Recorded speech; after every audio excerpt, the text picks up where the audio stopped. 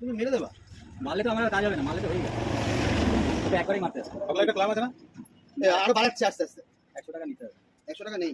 100 টাকা দাও, নাহলে আগে আমাকে আগে দিতে হবে। না না নেই, হবে না গো। কার্ড লাগানোর মজুরি আছে 250 টাকা। 50 টাকা আছে একটা নোট।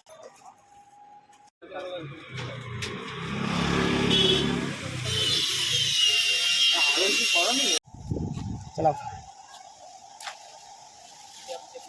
নিচেরটা আবার উপরেরটা।